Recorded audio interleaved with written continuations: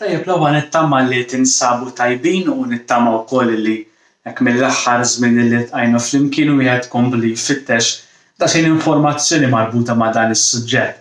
Hekk proprju llum li se nkunu qegħdin nagħmlu hija li ħanagħlqu ftit dan is-suġġett billi nistaqsu u naraw daqsxejn tweġibiet ta' mistoqsijiet interessanti marbutin mad-dinja u anke wkoll l-ispazju. Prattikament ħanħarsu lejn 4 affarijiet. L-ewwel se nitkellmu ftit dwar il-forza tal-gravità, hija xi ħaġa li fil-physics kemm darba semmejniha.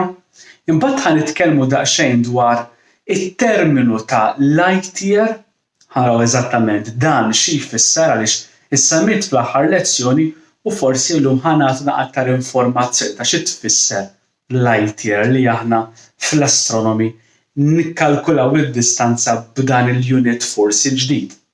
Imbagħad ħanitkellmu daqsxejn dwar dak li jsejħu s-satelliti u naraw dawn fil-verità għal xiex jintużaw u x'wieħed jista' jagħmel. U l-aħħar ħaġa hija li ħanaraw mistoqsijiet ftit kbar b'mod speċjali nħarsu lejn dik ngħidulha the Big Bang Theory, din it-teorija ftit kbira illi qajmet daqsxejn informazzjoni anke wkoll matul iż-żmien. Allura ħanibdew parti nitkellmu l-ewwel dwar il-gravità.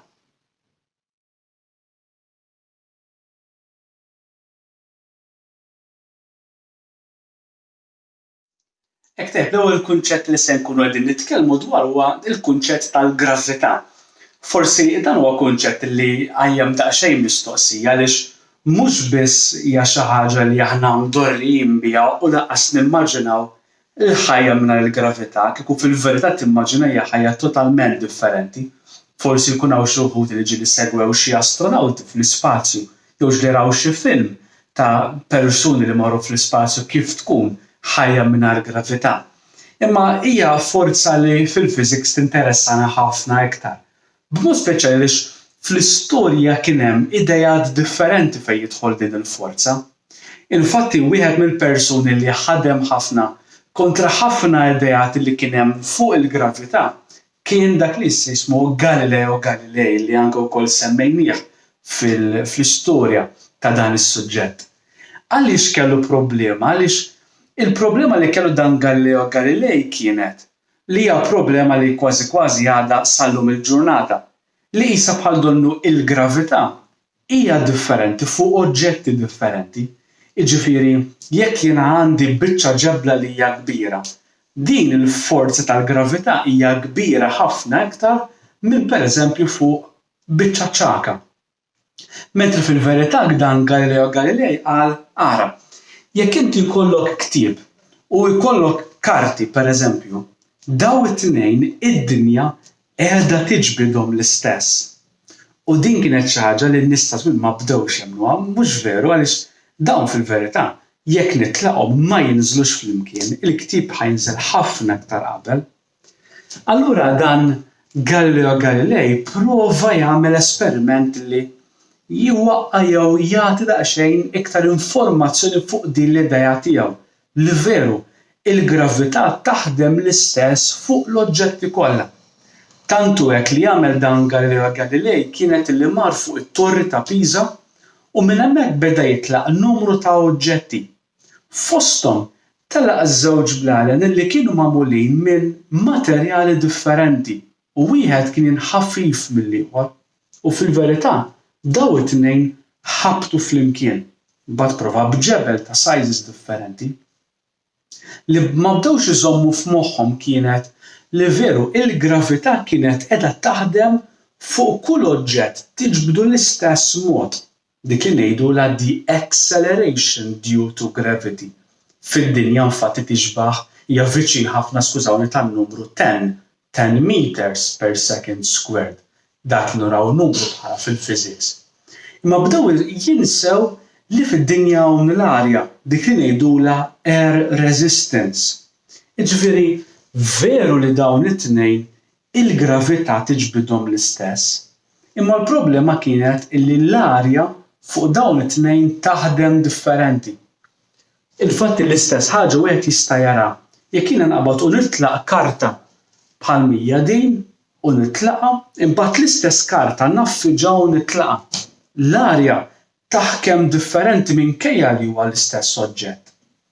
Tantu hekk li kellhom jgħaddu ftit ta' snin li din il-biċċa xogħol ġiet pruvata kważi 100% għaliex il-fatt li din kienet xi ħaġa li xi astronawti ppruvawha meta marru fuq il-missjoni kien jisemma il-missjoni Apollo 15 illi dawn meta kienu fuq il-qamar qalu ara hawnhekk m'hawnx arja hawn gravità għaliex il-gravità tal-qamar xorta qiegħda hawnhekk minkejja li hija iżgħar minn dik tad-dinja u qabdu riexa u qabdu martell u dawn telquhom fl-istess ħin.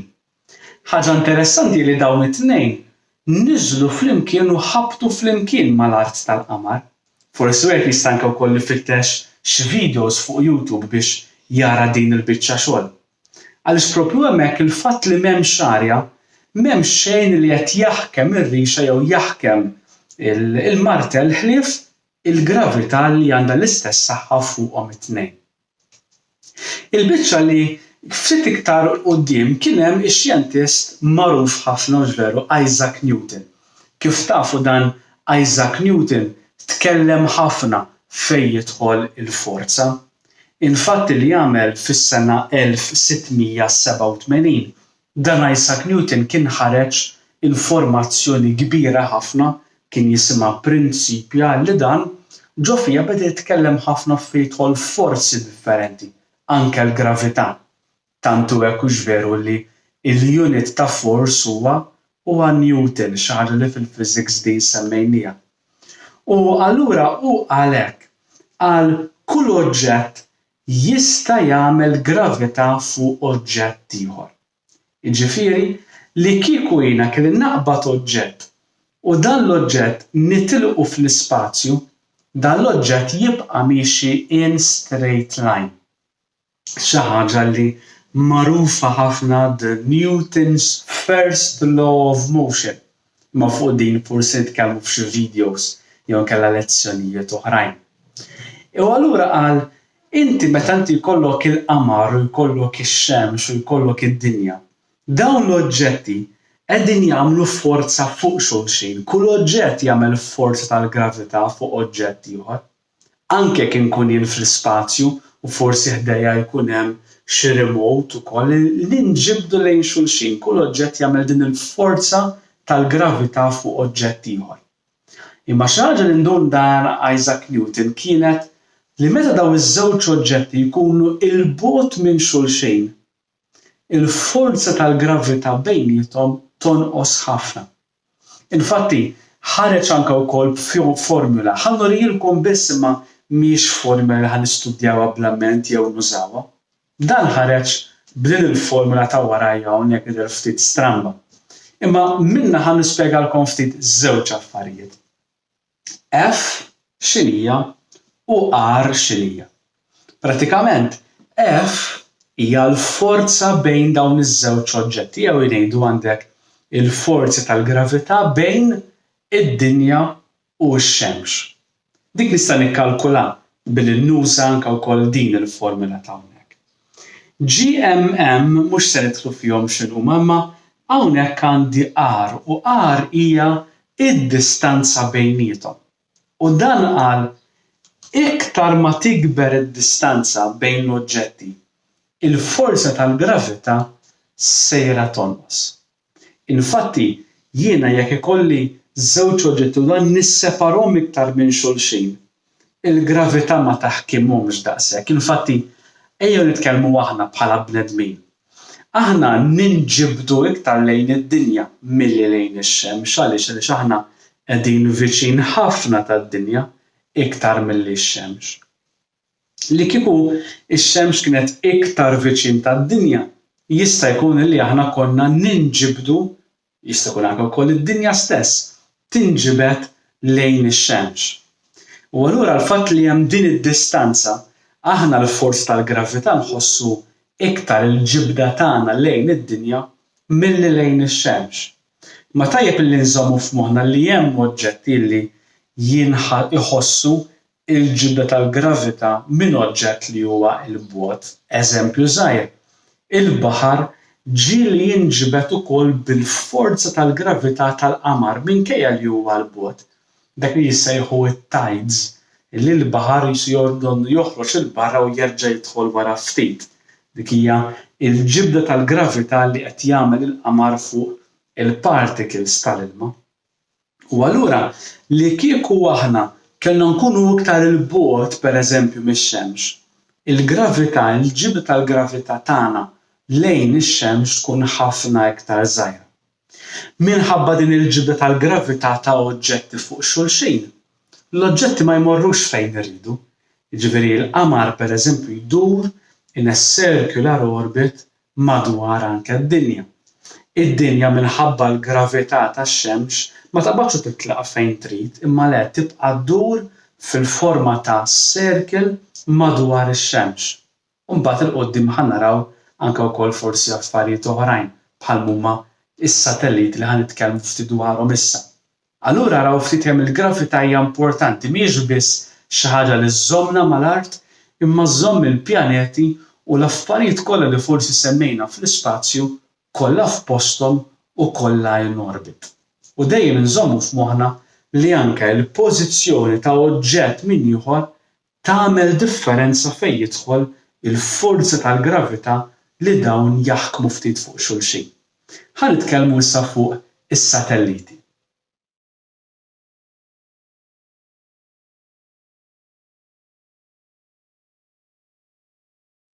Hekk it-tieni ħaġa li ħankunu qegħdin nitkellmu dwarha wara li tkellimna dwar gravità hija dak li jissejħu satellites. L-ewwel nett aħna meta nissimgħu l-kelma satellita ħafna drabi tiġi f'moħħna xi ħaġa bħal mandi hawn wara.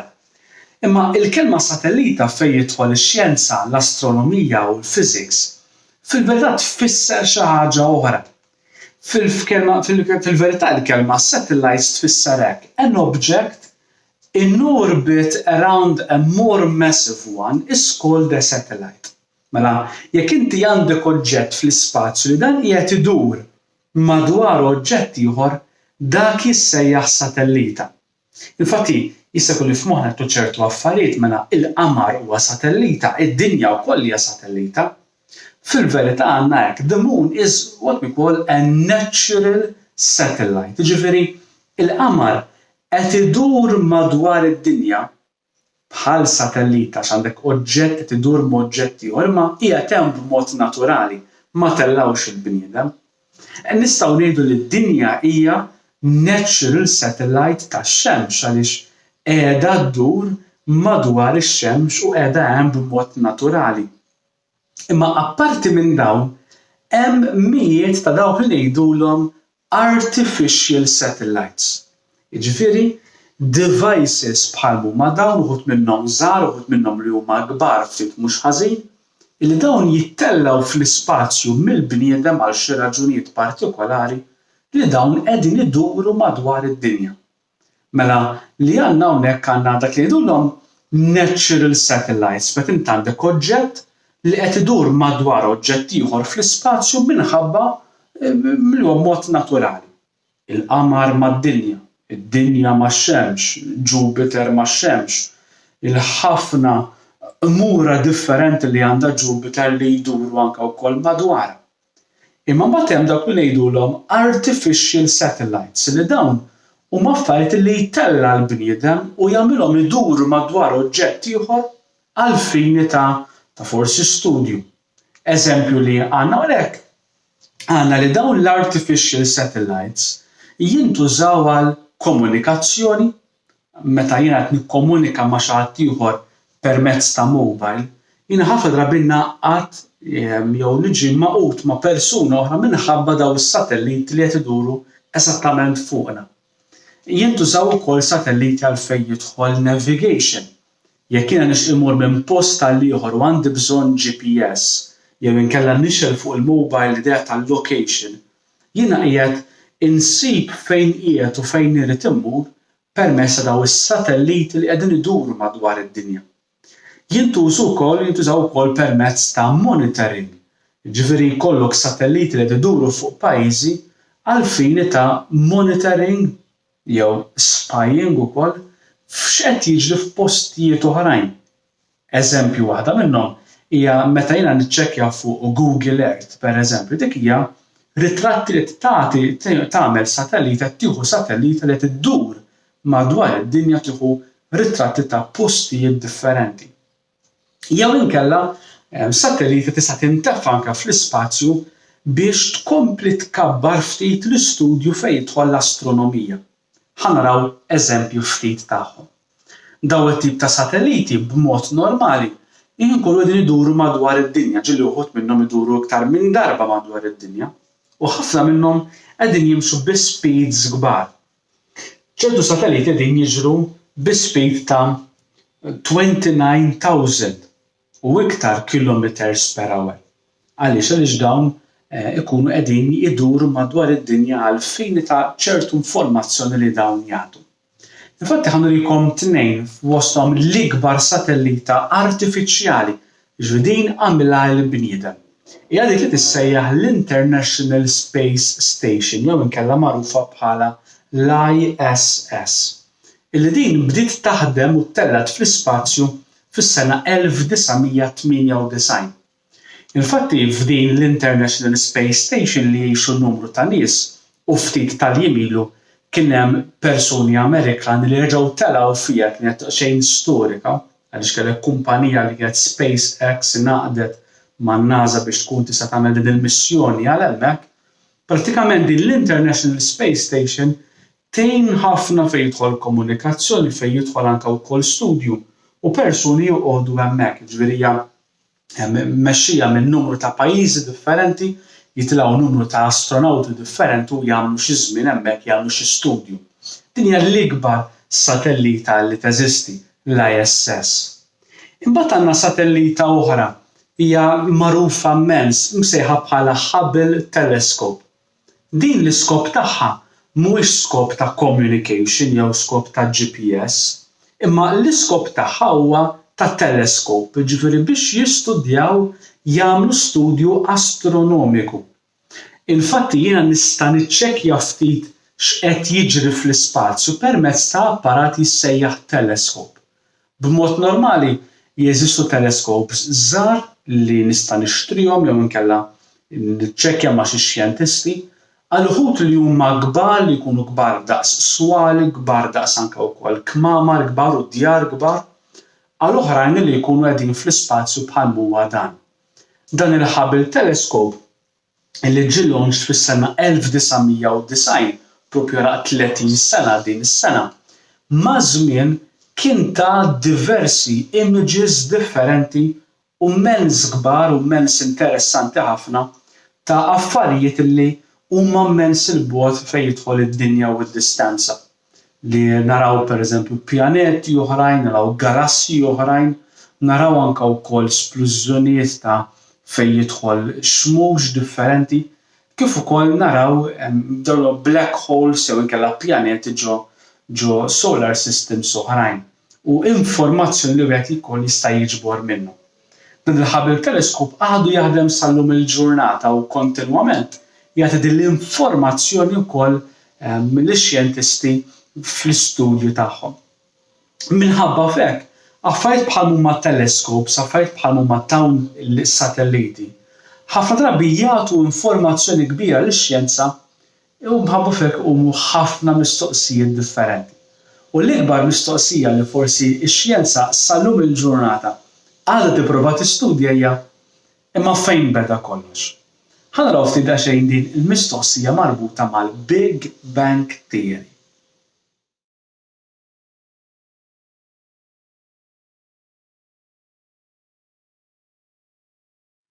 Tkellimna daqsxejn dwar il-Hubble Telescope u anke wkoll studju fejn jidħol l-astronomija, ma waħda mill-mistoqsijiet il-kbar hija proprju fejn beda kollox. U ħarġet din it-teorija msejħa Big Bang Theory, forsi ħafna drabi minna jsegwu affarijiet fejn jidħol series hija series fil-verità l-isem għaliex ħadet l-isem ta' din it-teorija. Illi kien ħareġ biha dan ix-xjentist Edwin Hubble li kif qed tinnotaw il-kunjom tiegħu ingħata l-isem lil din it-teleskop kbira li tat ħafna informazzjoni. Prattikament dan Edwin Hubble fl-istudju tiegħu f'numru ta' telescopes anke wkoll li kien benaw beda jinnota li il-galaxies qegħdin jinfirdu minn xulxin. Jew inkella huwa ħareġ bl-idea li tissejjaħ the expanding universe. Jiġifieri inti qed ikollok oġġett li qed jissepara minn oġġett ieħor u minn ieħor qishom sejrin il barra minn xulxin. U dan fil-verità qal ara li kieku kellna nagħmlu rewind ta' kollox u ġab l-idea ta' bomba. Jiġifieri kieku inti taqbad bomba u din tisplodiha u tiffilmiha. Imbagħad dak il-filming tagħmlu bi slow motion kbira ħafna. Inti x'tara? Wara l-esplużjoni tara l-oġġetti li qegħdin jisseparaw minn ma' xulxin. Għalma jekk dak il-filmat nagħmel rewind tiegħu, dawk l-oġġetti x'se jkunu qegħdin jagħmlu qegħdin jiġu viċin xulxin u jsiru anke wkoll ħaġa waħda. U dan Edwin Hubble qal li kieku kellna nagħmlu reverse ta' dak li fil-verità ġara. Nagħmlu rewind ta' dak li verament ġara. Fil-verità fejn naslu. U dan Edwin Hubble u anke wkoll ix-xjentisti li baqgħu jistudjaw din l-idea tiegħu kienu qalu li kieku kellna niġbdu filmat ta' dak kollu li ġara jkun filmat li jkun twil 14 billion years. Filmat li għaddej bi slow motion ta' 14 biljun sena. U jekk nagħmlu rewind u mmorru 14 biljun sena ilu, ninnotaw li bħal donnu kollox beda l-univers beda hemmhekk. Dawn Edwin Hubble flimkien ma' xjentisti oħrajn din it-teorija tiegħu għajt li f'dan iż-żmien 14 biljun sena ilu qisu bħal donnu l-univers kien magħmul minn qisu bħal bubble ta' enerġija kbira li kienet 1000 darba ħafna iktar żgħira minn ponta tal-Abra. Nimmaġinaw l-ammont ta' enerġija kbira illi kien hemm. F'daqqa waħda din l-enerġija kollha splodiet u nistgħu ngħidu hekk li hemmhekk fejn l-univers beda u minn hemmhekk anke fejn ħarġet l-isem Big Bang. U kważi il-ħin l-ispazju u l-materja bħal huma solids, liquid u gases u l-elementi kollha bħal huma hydrogen, helium u l-oħrajn kollha bl-atoms kollha tagħhom bdew jiffurmaw. Beda jifforma prattikament l-univers. U fi fraction ta' sekonda din il-ħaġa li kienet żgħira daqs atoma waħda ġiet kbira daqs galassja enormi. Ġifieri innutaw l-ammont ta' release ta' enerġija kbira li kien hemm. F'temp ta' ftit ħin kważi nistgħu ngħidu li bdew jinħolqu dak li hu l-protons u neutrons affarijiet li forsi semmejna fis-science jew inkella min jistudja anke wkoll il-chemistry u ħansemmuhom anke fil-physics. Dan nistgħu ngħidu li dak kollu ġara f'temp ta' sekonda. L-univers dak kollu ġara f'sekonda wara li saret din l-isplużjoni kbira. F'temp ta' ftit minuti dan l-istudju jgħidilna ta' 3 minuti, it-temperatura kienet ftit inqas minn biljun degree Celsius. Nistgħu nimmaġinaw l-ammont ta' enerġija lura li kien hemm. U minħabba f'hekk meta bdiet ftit din it-temperatura enormi bdiet tiksaħ, daw il-particles bdew jingħaqdu flimkien u bdew jiffurmaw l-ewwel elements bħalma kienu il-hydrogen u anke wkoll il-helium li għadna kemm semmejniehom ukoll. Minn hawnhekk qishom l-affarijiet bdew jiżviluppaw billi jingħaqdu l-affarijiet anke wkoll ma' xulxin u ftit imbagħad beda jinħoloq l-univers sa 14 biljun sena wara sal-lum il-ġurnata u min jaf anke wkoll iż-żmien li ġej il quddiem. Imma ħankellmu fuq l-aħħar ħaġa li hija light year, fil-verità din xi tfisser.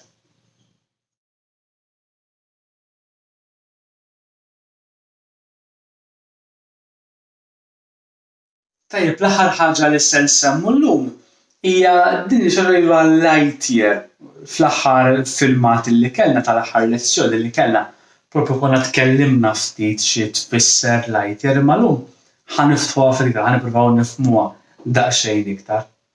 L-ewwel iridu nżommu f'moħħna li meta nitkellmu fejn jidħol affarijiet fl-ispazju, qegħdin nitkellmu minn affarijiet li huma żgħar ħafna l affarijiet li huma kbar ħafna. Jekk nippruvaw nagħmlu ċertu affarijiet li ġa semmejna s'issa according to size, nistgħu naraw li nistgħu nibdew minn oġġett żgħir bħal huwa satellita li jista' jibda minn ftit metri għal xi ammont ta' metri mhux ħażin. Imbagħad konna tkellimna dwar natural satellites bħal huwa il-qamar li huwa ħafna iktar metri, mijiet ta' metri iktar wiesa'. Imbagħad għandna il-pjaneti, għandna l-eżempju tad-dinja ma nafu li l-pjaneti hemm uħud minnhom ta' sizes differenti.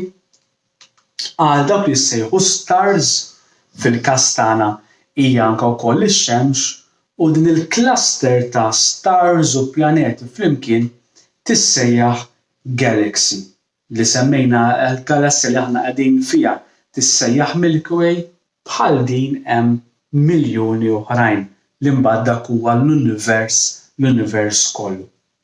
U allura meta niġu biex nitkellmu ftit dwar galaxies, dwar l-univers u d-distanzi bejn affarijiet, għedna li dawn huma tant kbar li hija diffiċli ħafna li wieħed jitkellem in terms ta' kilometers jew ta' meters pereżempju għaliex l-ammont ta' zeros li kieku nikdbu huwa numru kbir ħafna.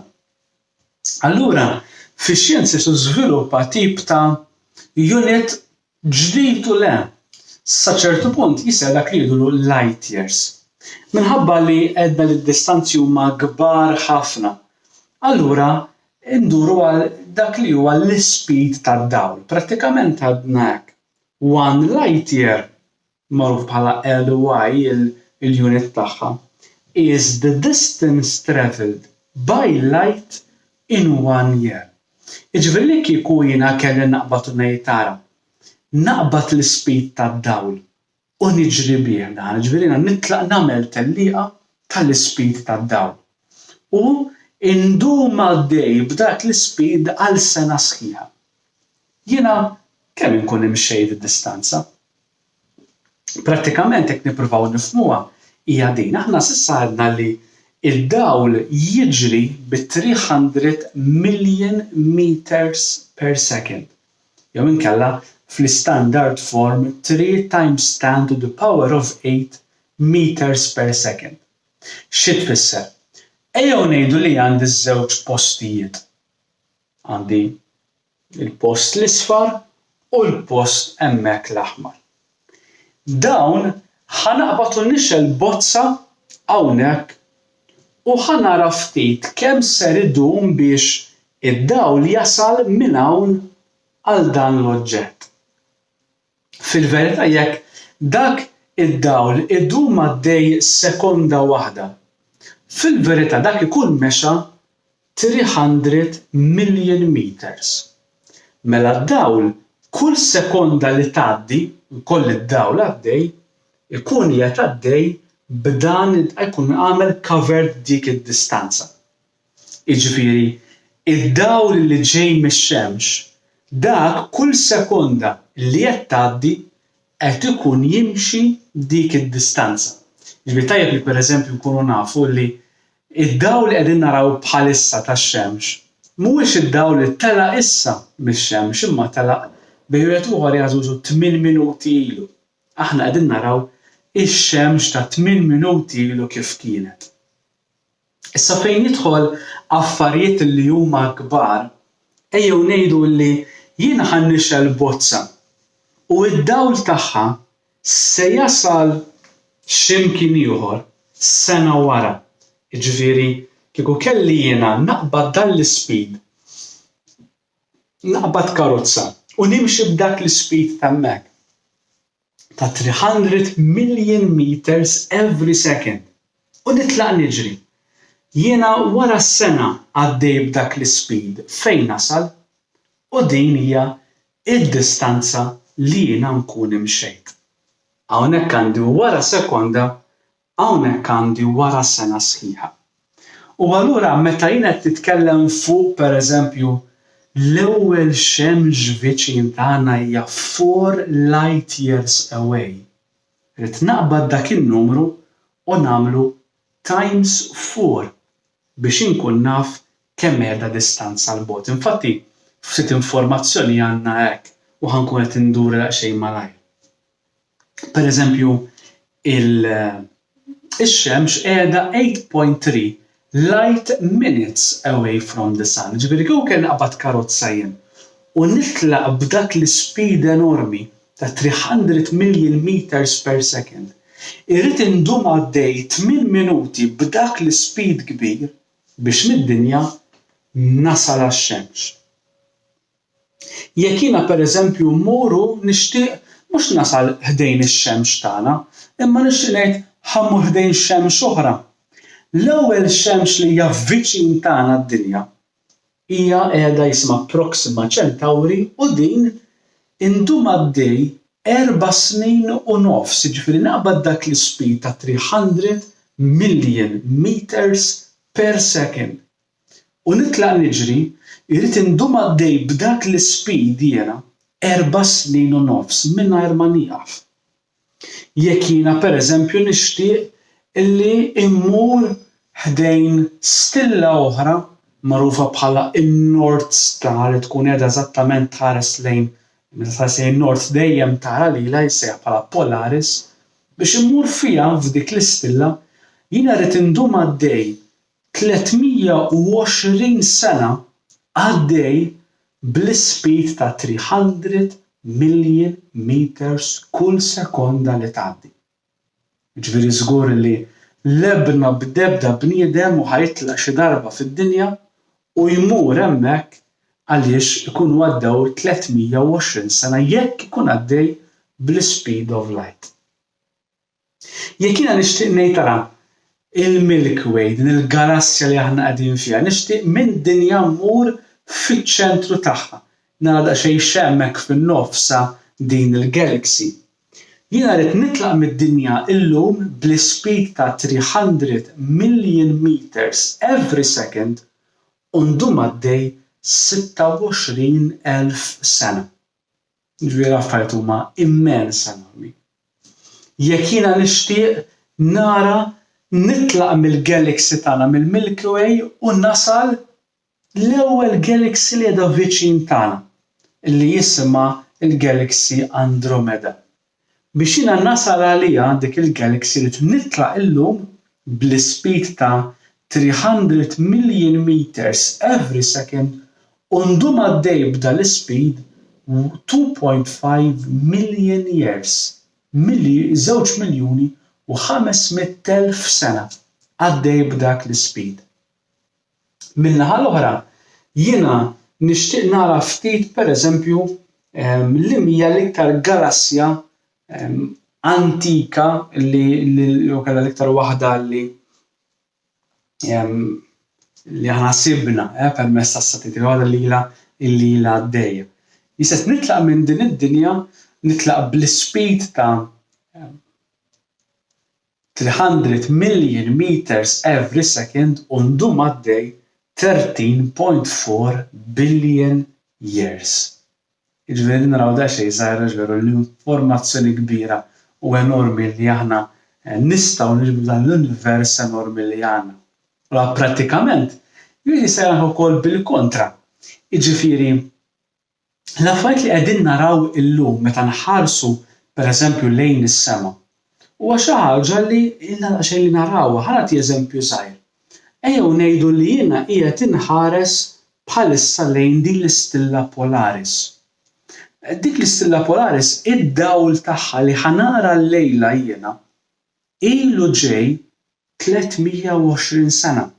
Jiġifieri dan id-dawl li se jasal illum fid-dinja telaq mill-istilla Polaris 320 sena ilu.